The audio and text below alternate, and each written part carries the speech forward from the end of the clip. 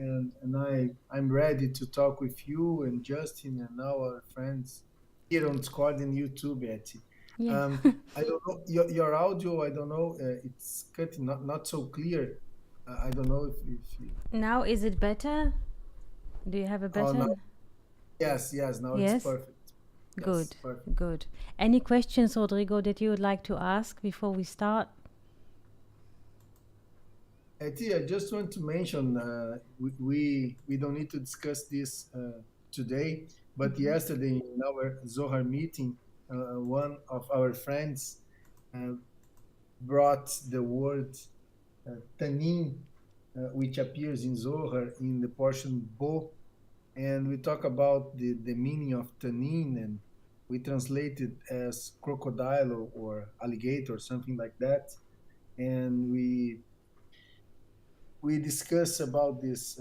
How can I say the psychological meaning of this reference, this word that appears in the Torah also in, in many moments, in many verses of the Torah, the Yes. word tanin or taninin, and I just try to, how can I say, to remind what we already discussing regarding this, because we're talking about the the eighth, the ninth, and the 10th plague before the liberation of the Israel from Egypt, and and then one of our friends brought this word in Hebrew, and we talk a lot about this, and just to share with you, if we could put some light in this word tanin or taninin, I appreciate. But don't need to be right now. Could be later this conversation about taninin. Thank you Thank, very much. thank you for your question and for the discussion you had yesterday in the Zohar session in Brazil in Portuguese. This is a very deep question. Many articles in the Zohar are dealing with it. This is a very, very deep topic, and we could not cover it in even 1 hour conversation. So, thank you for your question. I can prepare something and slowly we can look into it because this topic circles great thought and deep thought in the thinking of creation. So Thank you, I thank you so much. I will prepare something. thank you. You're most welcome, and we are very happy to hear and to see our friends here on YouTube. Shalom, shalom. Good morning, good afternoon, and good night. Here on the whiteboard, I see that Felipe is here and Justin, and I hope that we could hear your voice later today or even now if you are capable of opening your microphones. We have one verse from Exodus 13 and another, let's say, article, let's call it like this article, that the son of Baal Sulam wrote about Moses and the going out of Egypt. This is like a Zohar article. It's not a Zohar, but it's the thinking of the Zohar because he is hiding in his writing while writing many, many secrets. So I shall appreciate if we have a volunteer to read the verse from Exodus, and slowly we shall approach the article or even deal with the picture. Good morning. I can read for you if you like. Thank you. Okay, Exodus chapter 13, verse 19. And Moses took the bones of Joseph with him, for he had straitly sworn the children of Israel, saying, God will surely remember you, and ye shall carry up my bones away hence with you. Thank you. Now, Rodrigo Felipe, would you like to read the verse in Hebrew? I can try it.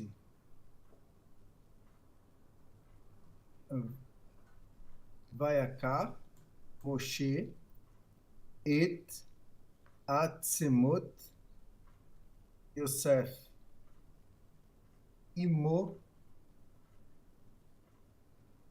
כי הסביר ihr Yes. בני ישראל לאמור פקוד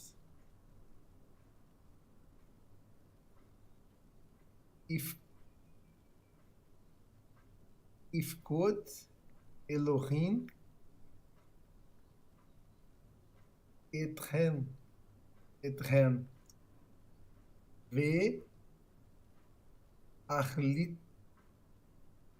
ואכליתם את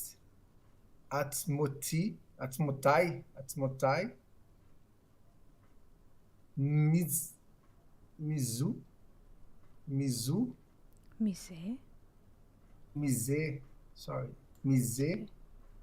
איתכם. Excellent. And thank you. Thank you for your reading. What is the topic of this verse? The verse say that Moshe bring the bones of Joseph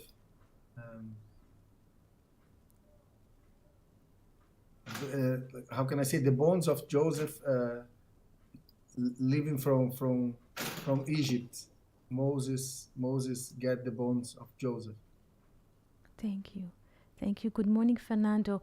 Why Moses takes the bones, so to speak, of Joseph with him while they are going out of Egypt? Is there a reason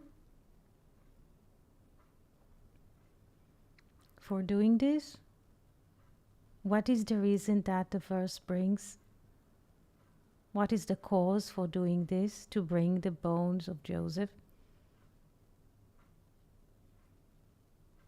I believe it's the fact that God will, how can I say, with the people of Israel. So I believe this is the reason that the verse, I don't know if I'm right, but because God surely remember you. So yes, God surely remember you. Very good. They made an oath. Very good, Venus. God will surely remember you. Pakod, yifkod, Elohim etchem. So Moses is taking the bones of Joseph with him while they are going out of Egypt, because this is what Joseph asked, and he left like a lineage of thinking, and Moses remembers. Now let's see, what does it mean when we see the word bones in English? We think about bones, like here we see in the picture. Who would like to describe what we see in the picture? This is a very beautiful demonstration how people think literally. What do we see here in the picture?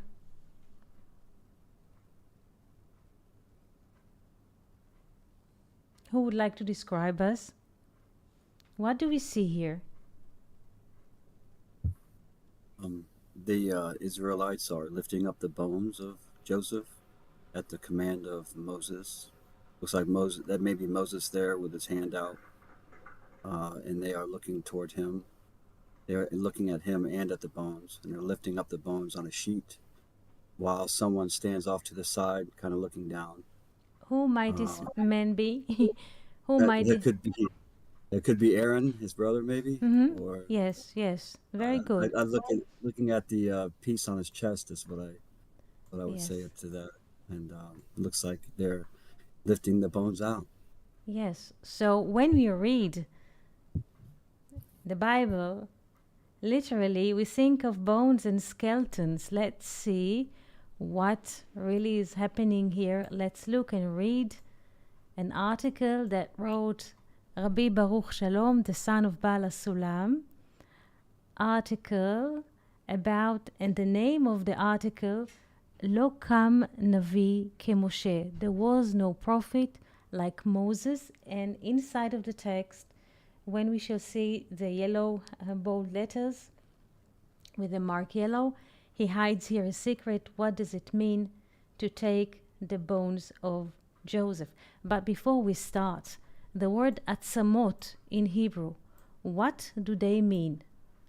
The letters, not when we usually translate it to English. What does it mean? What does it mean? Let's open atzamot. What words can we rescue from those letters?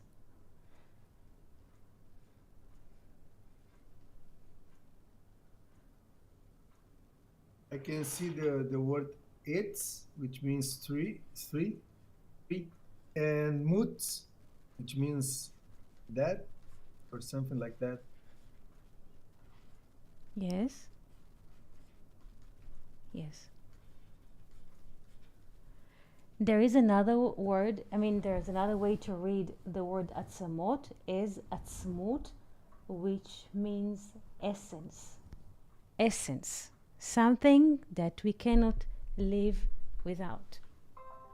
Essence. Let's see how does the article follow this kind or line of thinking. לא קם נביא כמשה.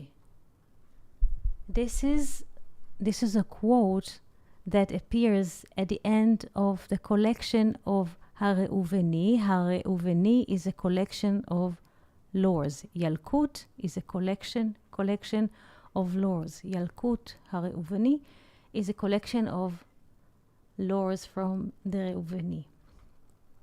לא קם נביא כמשה. No prophet rose like or stood up like Moses. Aval chacham kam. But wise rose or stood. And there is a question to ask. הלא כל התורה נקראת על שם משה. Meaning the whole Torah, the whole 5 books of Moses are being called upon the name of Moses, the 5 books of Moses. ואפשר לומר, and we could say, שמשה היה כלול מכל הבחינות, that Moses conceived or held all the aspects. כמו שכתוב בכמה מקומות, like it's written in few places, שמשה הוא בחינת נצח, that Moses is the aspect of נצח, eternity, וכמו כן הוא בחינת דעת, and he is also the aspect of דעת, the middle line, אלא שחושבים תמיד את מדרגתו עצמו, but usually when people think or mention the name of Moses, they always think about his spiritual step, ולא ממה שהוא נכלל, and not what he is encompassed or comes with or included in. Meaning, even though he has all the aspects, anyways, in which aspect does he use? It might be complex, but please wait. About this, the Torah is saying that in terms of prophecy, he was the greatest. And there's also an aspect of Moses, which is the loyal shepherd, Ra'aya Meheimana, meaning the aspect of belief, which is the aspect of grace. And I heard, this is abbreviation A'amo, his father, his teacher, about the verse, and Moses approached the fog, and they will not approach the fog, meaning even if there's an aspect of a fog in the mind or in a situation in reality, Moses could hold or cleave into it. Like it is written, and Moses approached to the fog and attained there God, because he was excellent in his aspect, which is concealed grace. This is why Moses is called the loyal shepherd, Ra'aya Meheimana. and also the illuminating mirror in Aramaic, aspaklaria. Aspaklaria in Aramaic means mirror. Illuminating mirror, meaning he all the time was illuminating. And upon this it has been said, a verse, Bechol beiti ne'eman hu. He is the most loyal in all my house domains. And to attain his divinity, God blessed he, what they could not approach, meaning the other people except Moses, meaning in a place when they had a fog, all people except Moses, whenever there was a fog, meaning or a doubt, they could not have any access to divinity. And this is the aspect of Moses, meaning Moses could approach divinity even in a fog, even in a doubt, in any situation. This is why he was the greatest. And here comes the secret in mathematics. Aval, but in Moses was an aspect of Shlomo, Solomon, and an aspect of Joseph, like it is written, Vayikach Moshe et atzmot Yosef, and Moses took the bones of Joseph, or the essence of Joseph. And this is the explanation, because all of those things were told to Moses in the Mount of Sinai. And this is the meaning of the saying that Moses is equivalent or has the weight or can stand against 600 men. Meaning he was including all of them. And what people think about the virtue of Moses, meaning his special step, which is which his special step, which is precisely his, this is which is called the aspect of Moses. This is the meaning of being Moses. Now, I will stop here. Did you understand what is written here?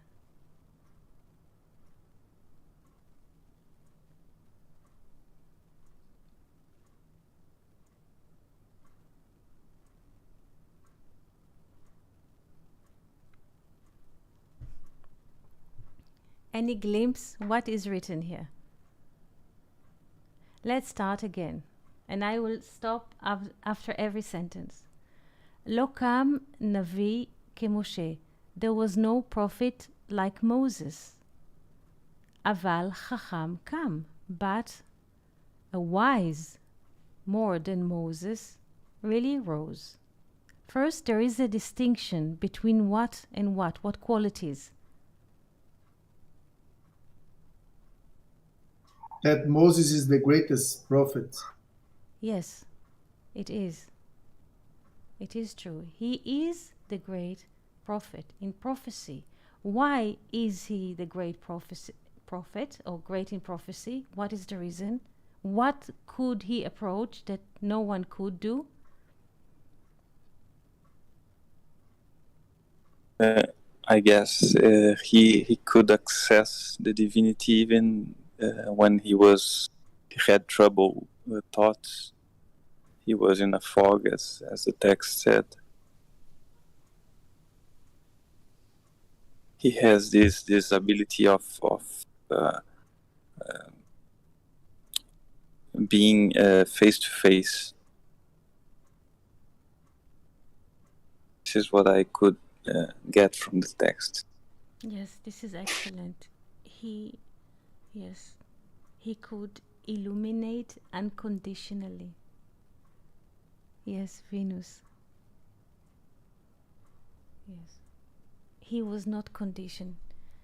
And the Zohar will say later that what is the difference between the prophecy of Moses to all other prophets is that Moses is called Aspaklaria, the Nahara, the mirror which illuminates all the time. He never stopped illuminating. His illumination was not conditioned like the other prophets. He could stand in any situation, in the fog, in the doubt. We cannot say this sentence about the other prophets. Some prophets, when they have the prophecy, they fall on their face. The Zohar mentioned this a lot in the studies.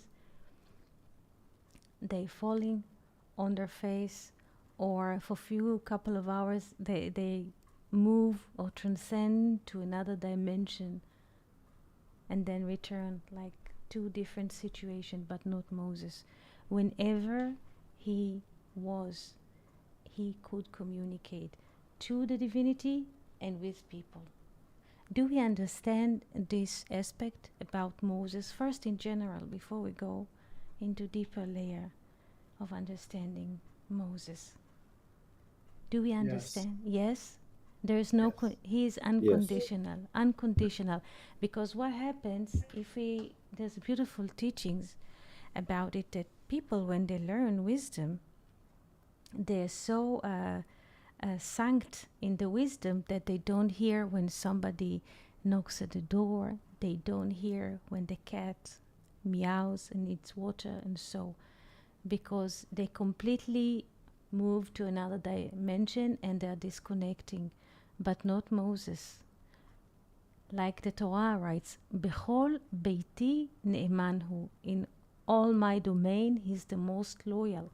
So it doesn't matter where he serves or where he's thinking at the moment, he is always communicating and has the ability to illuminate. Do we understand that?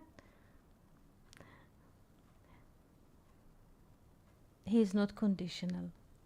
This Yes. is very, very important to understand. Some people say, call him, don't bother him. So there is a condition here, because Father at work and you cannot call him. This is a condition. But not with Moses. But Moses is not historical figure. Let's not forget, each and every one of us has a Moses in himself or in herself. And this aspect in us is unconditional. And this aspect in us can endure fog and doubt. Because on the other side of fog and doubt, there is trust and belief. The aspect of Moses is covered grace or concealed grace, meaning he does not need to know the reason for things. He just serves gratuitously.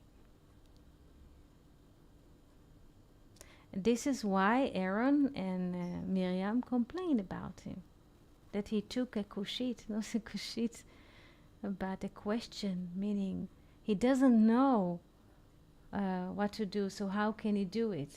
How can he serve without knowing? This is another aspect. Please ask questions or share what you have to share at the moment.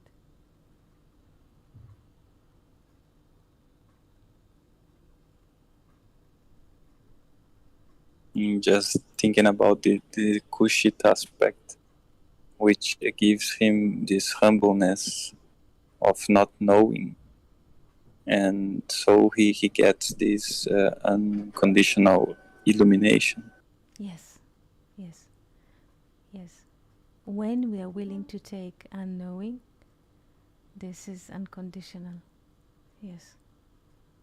Because some people are ready to communicate or to go for something only if they know. Only if they know, meaning it's a condition, not a situation.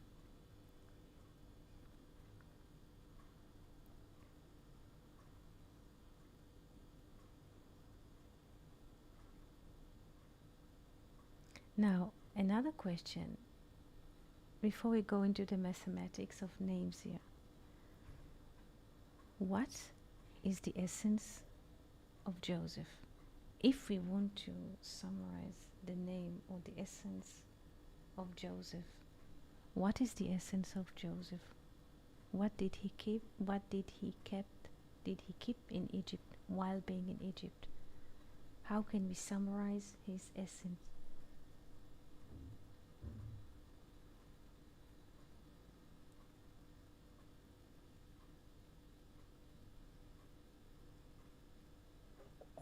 I don't know for surety, but there is this aspect of the bones that are very interesting because it is white as the light, like Excellent. it's like light condensed, Very good. and it endures for a long time. So Very good. So the bones are white, like the light, yes, like the yod, which is wisdom. He kept the covenant, the yod. This is the essence of Joseph, the covenant with God. This is why he told the people around him next to his bed, God will surely remember you, because the one who has the covenant knows about remembering. Now let's look into the writing here. Yes, Venus, are you writing something? He says here, and this is the aspect of Moses, but in Moses was the aspect of Shlomo, Solomon, and the aspect of Joseph. It is as it is written, Vaikach Moshe et atzmot Yosef, and Joseph took the bones of Joseph. Let's look into the value of the names. Let's see the necklace here that the Rabbi leaves us. Moses, what is the value of Moses? 345. Yes. And he says that in Moses there is an aspect of Shlomo. Shlomo. What is the difference, or what can we see between Moses and Shlomo? Which extra letter exists in the name Shlomo that does not exist in Moses? Lamed. Lamed. Very good. What is the value of Lamed? 30. 30. Now, Joseph. What is the value of Joseph? 156.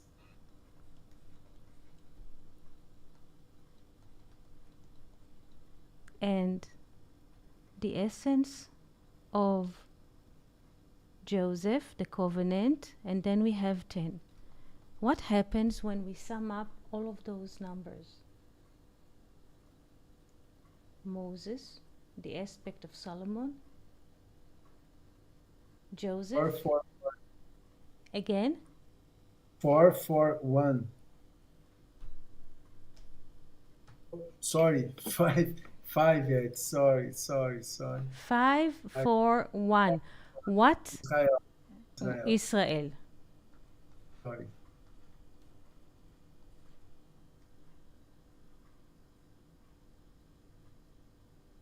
And this is why the Rebbe is saying that Moses is equivalent to the 600,000 men that stood and heard the Torah next to Mount Sinai. Meaning Moses is against or parallel to all of those aspects. Moses and aspect of Solomon, the Lamed is also 30. The Gar, so to speak, the 3 upper spheres, or we can take the Lamed as Kafvav, as tetragrammaton, 1 tetragrammaton, plus the aspect of Joseph, Joseph and the essence, the covenant, which is 10. And then we see how Moses within a person is basically what? Israel. Do we understand this kind of thinking and the question that the Rabbi brings in the beginning of his article? He says, because everybody is urging and asking what spiritual step, everybody's busy asking the same question. If he is a champion, so to speak, I make it like our times. If Moses is champion, what is his step? Where is his record? So everybody try in their in their knowledge, to capture Moses in his spiritual step. Where is he? Is he in Netzach, in eternity? Is he in Da'at? And everybody is so busy to locate him specifically, to pin, so to speak, the champion on the tree of life. And if I pin him, and very accurately, I know, so to speak. This is what the rabbi implies, but he doesn't say. But he says something very interesting. First of all, why we call the Torah the five books of Moses? Because it's something that includes things. It's not to pin someone. It's not a detail. The whole meaning of Moses is something which inclusive. This is what he says. And then he explained that Moses is included of Solomon and from Joseph, and from the essence of Joseph. And all of those aspects together, when we sum them up, it brings us the name Israel. Do we understand this kind of thinking?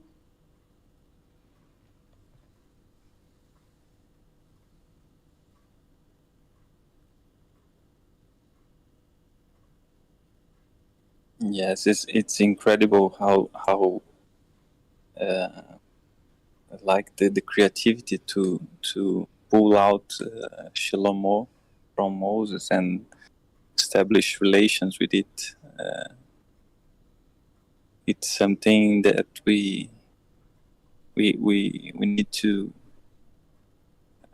meditate about, because it's really not it's not there for everybody, you know.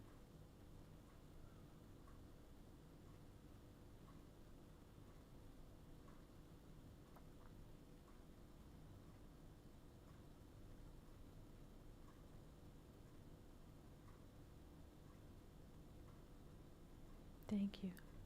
Another sentence which is written here, a paragraph which I did not continue to read to you. He says that people are arguing who was wiser than Moses. He says that what is written in the Zohar, that in terms of wisdom, Bechinat Chokhmah were more than Moses, wiser than, or going into more details in divinity than Moses. But why is, in a way, he asked, why people could go further into divinity than Moses? In a way, they went farther than him in wisdom. And he brings very interesting answer. Because Moses had no interest to go to the wisdom in a private manner. Do we understand that? Yes, and we could we say that Solomon diverge from Moses in this aspect? Yes. Yes.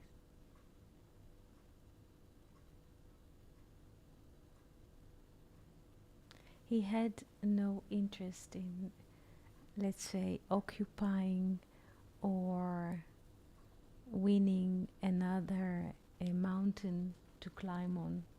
Was not his interest. To just to gain another mountain, another book of wisdom upon his name. And the only thing that he cared was the general. This is why the rabbi bring this question at the beginning of the article, because everybody tries to pin Moses down. Where is he? If the great prophet, where is he? If I pin him in the right place, I have it. No, he says this is not even his interest. He never goes to places for the sake of his name or reputation or to achieve something privately. In a way, this is why Moses is so, in a way, different than Noah. Noah could not pray for the people of his generation. Noah, it was enough for Noah that God told him that you and your family are entering the ark. It was enough for Noah, but not for Moses. Moses prayed for the people, because both of them, we learned that each one of them had the same, in a way, held the letter He.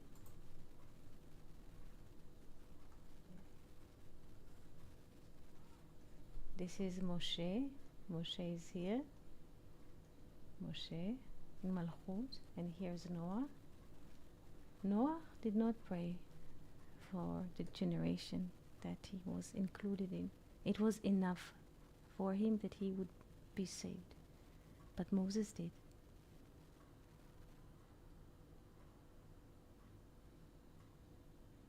Questions?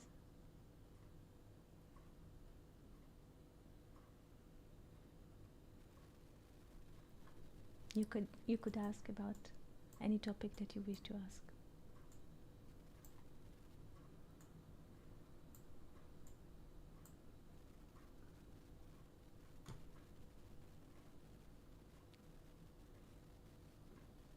Venus, would you like to ask something? Fernando, Rodrigo, Justin, Felipe, friends on YouTube, would you like to ask something?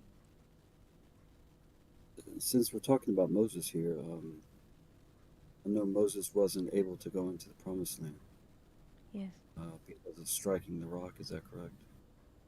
Is there some significance in that?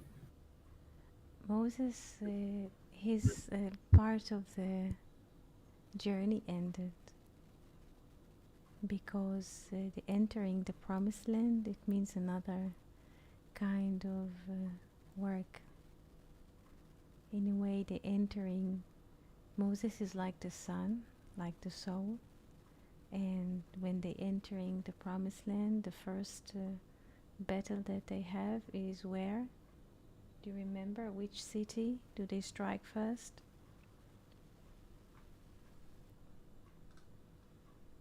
Jericho. Yes, I was going to say Jericho. Yes. Jericho is the city of, in Hebrew, let's go into this. Jericho is the city of Jericho. Jericho holds what name inside of it in Hebrew?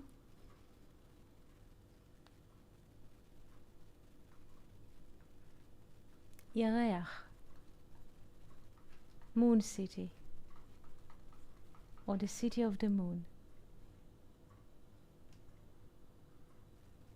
Moses is here, says goodbye here in Mount Avarim, at the east side of the Jordan. Yes, this is the aspect of Moses. It's unconditional, but when they enter the Promised Land after 40 years in the desert, there's a need to adapt. It's not walking, but there is a need to settle the land, and there's a need with a different kind of relation.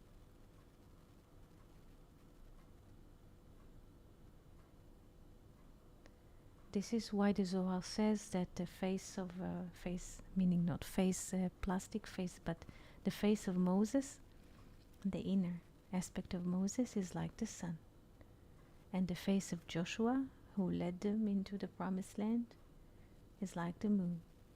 Pnei Moshe kifnei chama the face of Moses is like the face of the sun. Ufnei Yoshua, and the face of Joshua, Kifnei Levana, like the face of the moon.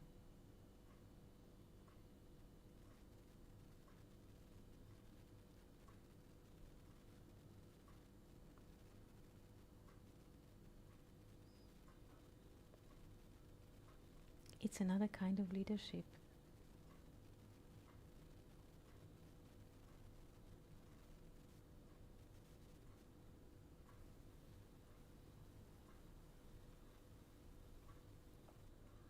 Questions?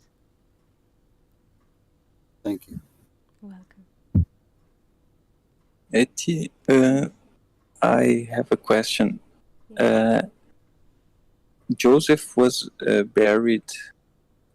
I cannot remember the when and in what circumstances he was buried in the land after Moses and Israel took him out of Egypt.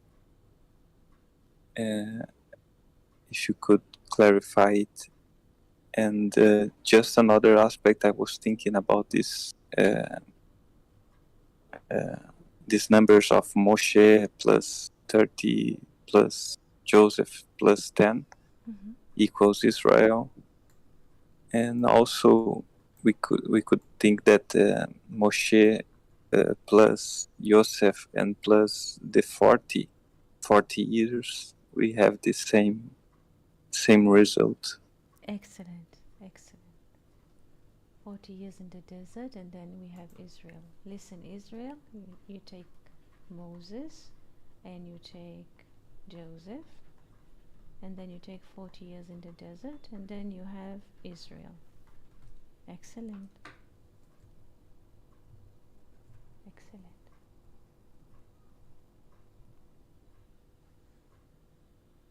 But I cannot remember if they Joseph. I was curious about the circumstances of Joseph's burial because he wasn't buried in Machpelah, right? No, he was buried in Shechem. In Shechem, here. Shechem. He was here. Shechem. All right, and we talked about the cry of the Egypt. There was a great weep of the Egyptians, right? Yes. Moses, the bones of Moses were buried in Shechem. Shechem is 360. This is it. He was buried there. He was not buried in Machpelah. Anyway, in Machpelah we have 4 in Adam and Eve. In Machpelah we have, let's say, this is the tip of the Yod. This is Yod, Hey, Vav, Hey. Let's say this is the Hey. So, who is buried in Machpelah? Against Keter, or parallel to Keter, crown Adam and Eve. Adam and Eve. Against wisdom, Abraham and Sarah. Against understanding, Isaac. Let's make it Isaac and Rebecca. Against the spirit or the Vav or Zer Anpin.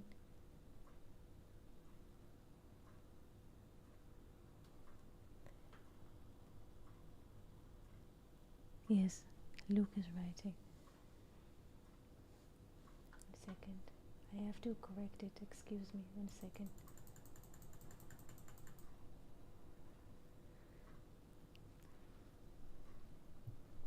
The couples which are buried in Machpelah, according to what Luria is writing, is buried to correct the first sin. This is why they are buried in the cave. Cave is something which is hidden. And all of the couples were buried there to correct the first sin. Abraham and Sarah is parallel to Adam and Eve in their correction. Isaac and Rebekah also are correcting Adam and Eve in their generation, and so on.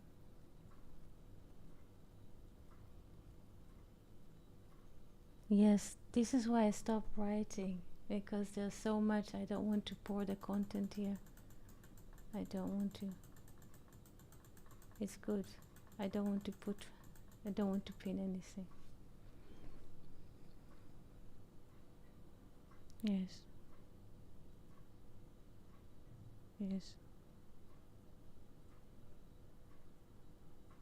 The articles of the Zohar and Luria are filled with what is happening in the Machpelah cave, in what correction. But in general, we can say that the patriarchs which are buried there, all the patriarchs are coming to correct Adam and Eve in a way mistake. This is why they're buried in the hidden. Yes.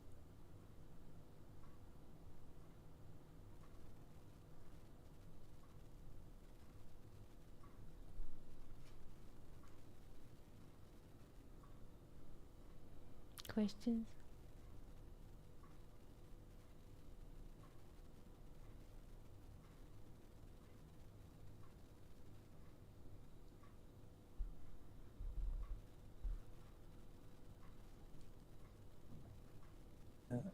Is there anything else we could? I'm sure there is, but what would you say about the article? There is any other concept you'd like to share? Yes. Yes. Yes, Joanne, Venus is writing bones found in the river.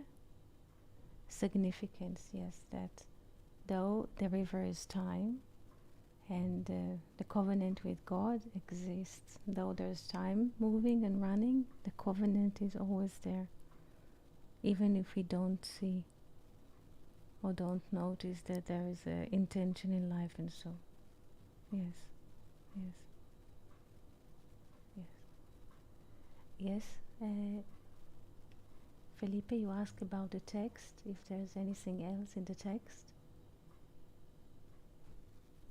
Yes, just it's interesting also what Venus just said. Yes. This concept of keeping the bones besides the rivers of time, the waters of time, it's really beautiful. Yes, because the people who heard Joseph next to his bed were the Egyptians, and they were afraid that once the sons of Israel will discover Joseph's bones, they will leave Egypt and they will stay without slaves. So the Egyptians took Joseph's bones or coffin, and they told themselves that if they will bury Joseph in a land, there is a mark like a graveyard, and the sons of Israel could locate a place and take, so to speak, the coffin or the body or the bones, and they leave Egypt. So the Egyptians had an idea. What happens if we put the coffin or the bones into the river, the water already moving all the time? They will never, never, never find the coffin or the bones, and they will enslave themselves for us forever. This is it. And so they did. They took the coffin, they made the Midrash, the law says that the coffin was from iron, very heavy, and they put it in the Nile in intention that nobody will know nobody will live even to know what is happening. But when the 10th plague came and everybody was organizing to leave Egypt, and the sons of Israel were busy in, how do you say, borrowing vessels from the Egyptians, Moses was busy in one thing, and it was to locate the bones of Joseph. But nobody knew where the bones of Joseph are. And Serach bat Asher, the ancient one, was waiting next to the river, and she saw Moses walking next to the Nile, back and forth, looking for the right place, and she told him, here in this place. And then he took a plate of silver and wrote upon it, Ale Shor, rise bull, because Joseph is the bull. So he threw the piece of silver onto the water, and immediately the coffin of Joseph came up, rose upon the face of the water, and Moses could take the coffin outside of the water, and the Exodus started. When the order of going out of Egypt was as follows: first was the coffin or the bones of Joseph. It was the first at the head, and then Moses, and then the people of Israel. This is how they left Egypt. First the covenant, then Moses, and then the children of Israel.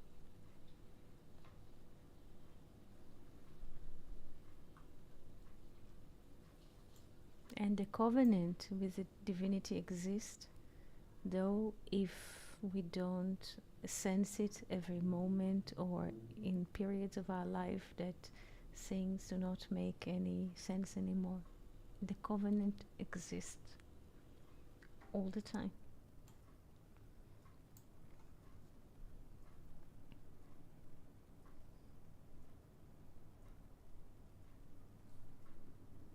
Rodrigo, thoughts, questions?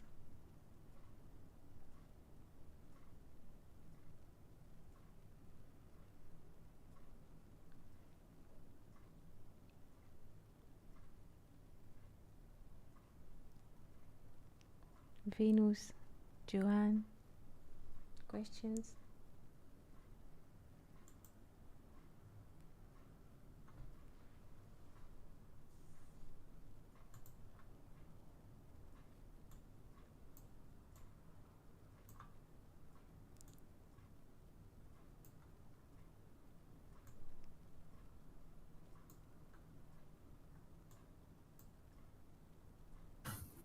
This is very interesting. Thank you so much. I was just thinking about the midrash you spoke about, the iron. You said they made the coffin out of iron and cast it in the water, and it reminded me of another story. And I was trying to think of the name of the prophet that an axe head went into the water, and the man was very upset, and he caused the iron to float on the water. It's just very interesting that you said that. Yes, thank you. The Venus, the silver kesef is 160. The value of silver. Silver is not just metal, it has also a value, kesef. Kesef is in Hebrew has two meanings. It's both money, like currency, and it is it's also a wish. It is both money and a wish. In Aramaic, kisufa is what we are longing for. What we are longing for. Silver, Yosef, all the time. Yes. Kesef has the value of 160. 160 without a zero, this is 16, and the root of 16 is 4, meaning silver is kesef, or kisuf in Aramaic, is the bridge that can bring us from where we are to where we want to be. This is what bridges, like money. Sometimes we wish to drink a cup of coffee, so we pay, so to speak, with currency, kesef, silver money, and then this is what bridges between what we are and what we wish to have in the next moment. Kesef, kisuf, what we are longing for.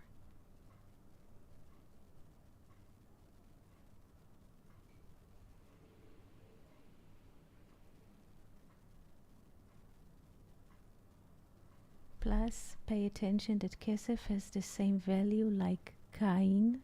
Cain, kesef, has the same value like Cain, 160, and Cain is from Kaniti, I bought a man from God, and with money we can buy. Please pay attention to those connections. Kesef, 160, Cain, 160. Cain, Kaniti, money can buy things. Abraham bought the cave of Machpelah in 400 shekels. Kesef. Kesef, not just 400. Kesef. Kesef. Also Venus saying about the relation with Yosef also. Silver Yosef all the time.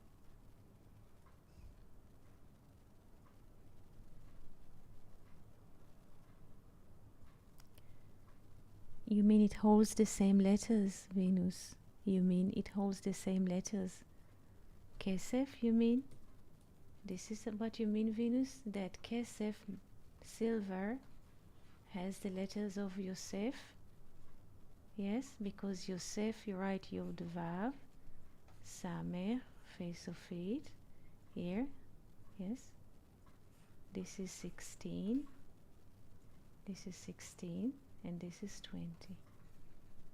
Yes, very good, Venus.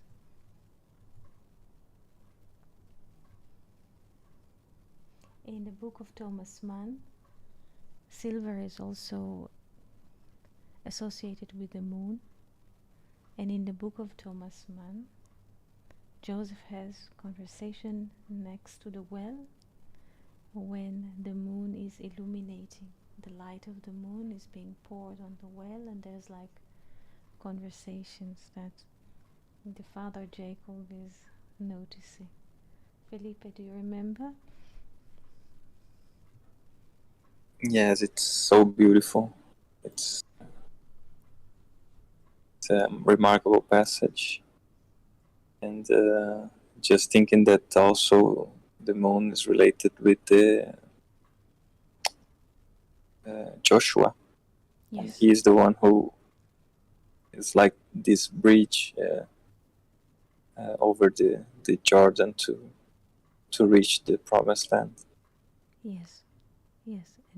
And Joshua is the son of which tribe? Ephraim. And Ephraim is the son of Joseph. And you see the kind of thinking that you're on. You notice this?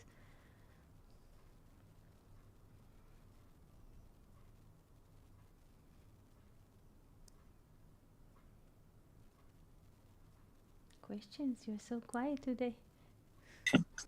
It's for me. It's something that have to think and feel this knowledge. So sometimes I cannot even speak. But I'm beautiful. Thank you. Sorry, Felipe. Sorry to interrupt you. No, Please. No, my question is regarding what you bring to us, the verse from Exodus, and the word the word bones, um, smooth smooth that you bring to us. And I remember that prophecy of Ezekiel, and I don't know if there is any relation Yes, about the bones and the bones of the. I believe it's the book of Ezekiel, and I just try to fit in my mind. I just try to remember what you say to us regarding that prophecy and regard the bones in Ezekiel yes, prophecy. Try to fit with this yes. passage of Exodus. So you speak about the prophecy to the dead bones, dry bones. Yes. Yes, yes, exactly. This is not a plastic image of dead dry bones in the valley somewhere, but because we translate it as bones in English, this is the beginning of the mistake. Atzamot is atzmut, the essence, and the essence is wisdom. And the wisdom in a way is dry without any moist. And the question is, can it be that those dry, unmoist wisdom can live again in all of us, in all of us? And this is not a plastic image of the prophecy. In all of us there are, so to speak, dead or unattended, nourished essence. In English, so to speak, dry bones. Potential which is not nurtured or nourished. It's like, so to speak, buried there in the attic, in ourselves. And the question is, can it be that this dry, hidden potential can turn into life, or can be a living being inside of ourselves? This is the prophecy of Ezekiel. Hatichiena ha'atzamot halalu. Can it be that this dry essence will become to live again, to be alive again? There is unattended potential, atzmut, essence, in each and every one of us. Undressed in unattended potential in each and every one of us. And the question of Ezekiel in us, because again, the value, please pay attention to the logic of this conversation. Yechezkel, is 156. Like Joseph is 156. This is 6 times 26, 6 times 26, or the Vav, the connector. Yes, yes, Rodrigo. And the question is, yes? Please go ahead. Please go ahead. And the question is, can it be that unattended potential inside of us can be manifested, or even before manifested, can it make a how do you say, a sign of life in us? This is the question. Yes, Rodrigo. It's amazing this perspective from Ezekiel. Like just thinking if we could, how can I say, we could think in a symbolic perspective that when Moses, how can I say, carried the bones of Joseph, um, he, how can I say, put some light in this smoke that was buried in Egypt. Egypt. I don't know if you understand me, but when But he what is the bone? Let's open this atzamot. Atzamot.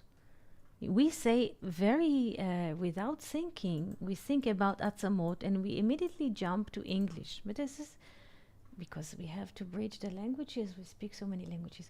Look what happens. I will write the word atzamot. Please pay attention.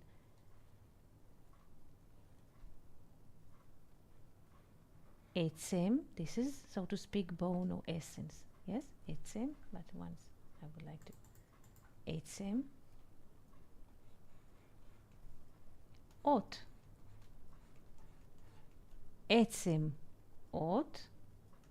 Atzamot.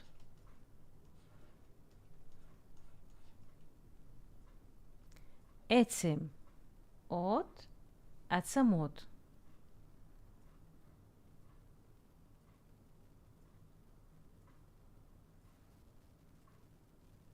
Now, what is Atzamot?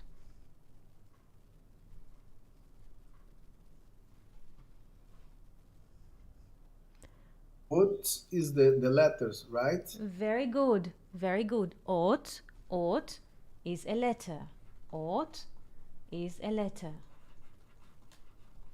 Now, what is Etzem? Etzem. What is Etzem?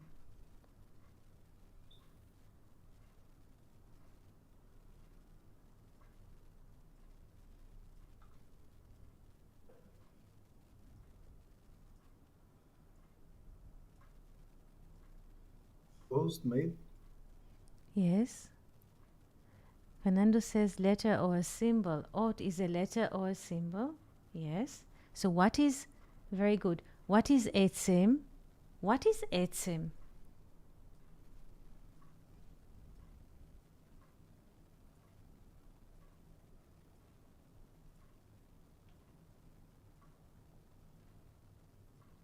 And he took one of his ribs, in English, ויקח אחת מעצמותיו ויסגור בשר תחתנה. And he took one of his rib.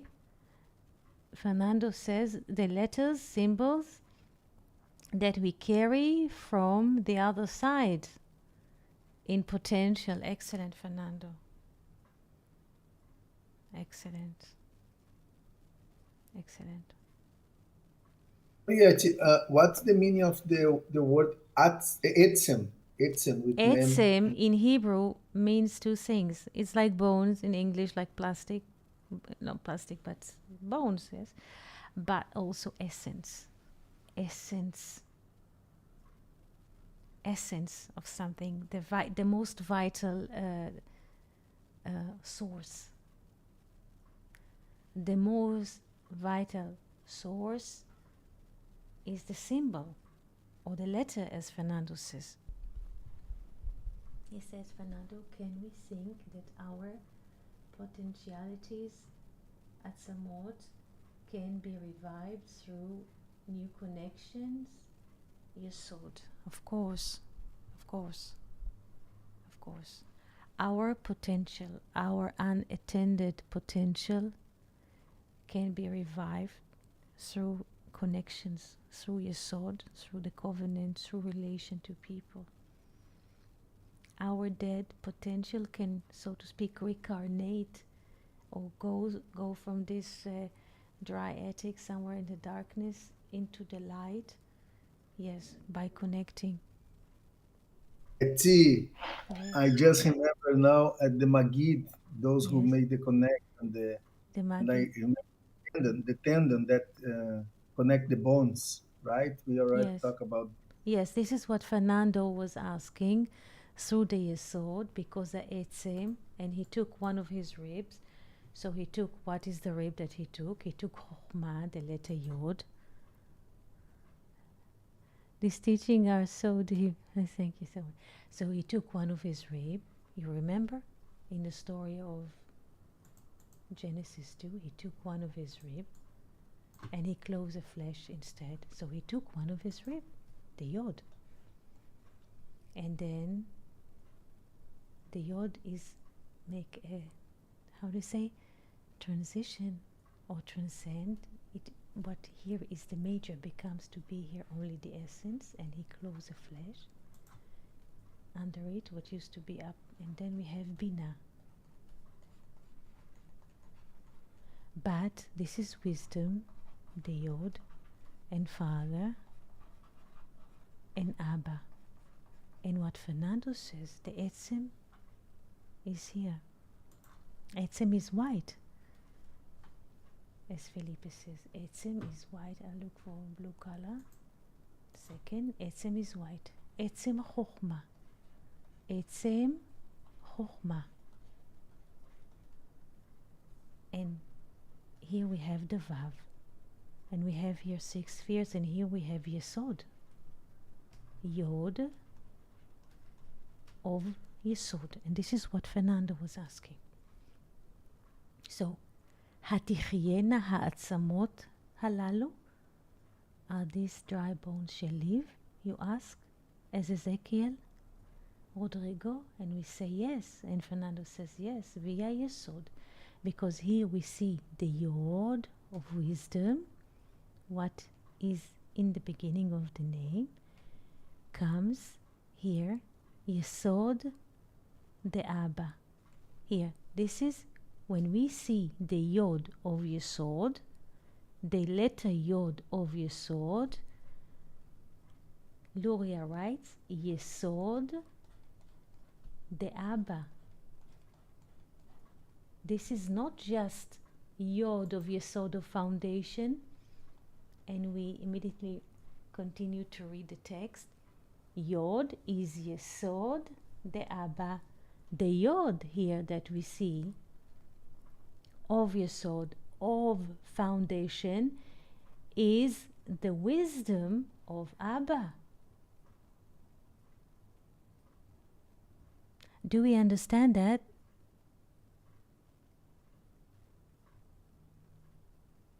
Yes. That's so beautiful. And this is why we have the covenant of the word.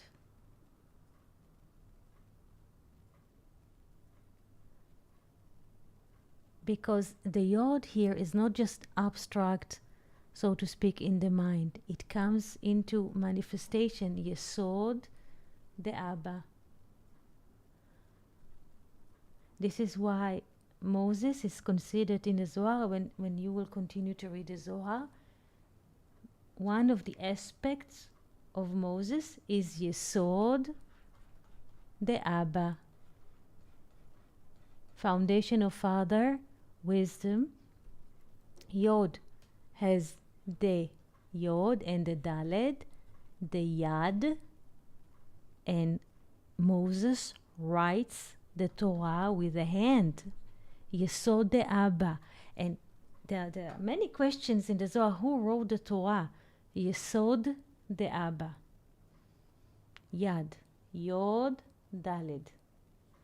Yod Daled is Yad.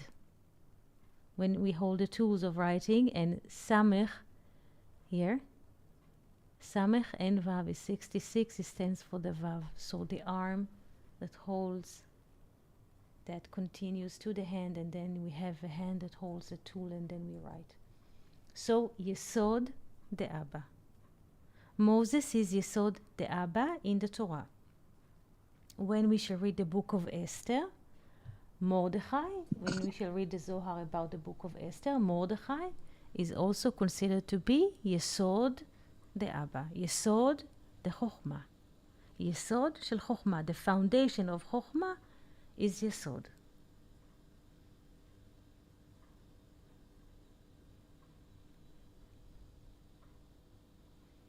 Yes. Is it too much? Because we moved here in very different ways today. Is it too much to understand, to conceive?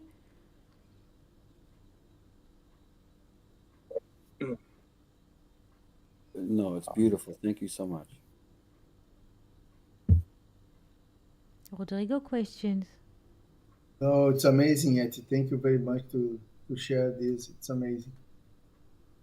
Thank you. Felipe? It is just to share some that the bones of Joseph was buried. It's mentioned in the last chapter of Joshua. Yes. It's in the end of book of Joshua, which is the 6th book, and it's beautiful, the relation, because it's when they entered in the promised land and they are organizing things, And then in these final verses of this book, the essence, the Yesod is buried in the land, and it is in Shechem, which is the totality, the 360. So it's like the Yesod is being planted for all the whole land, you know, It's amazing what you're the saying. 360. It's amazing. True.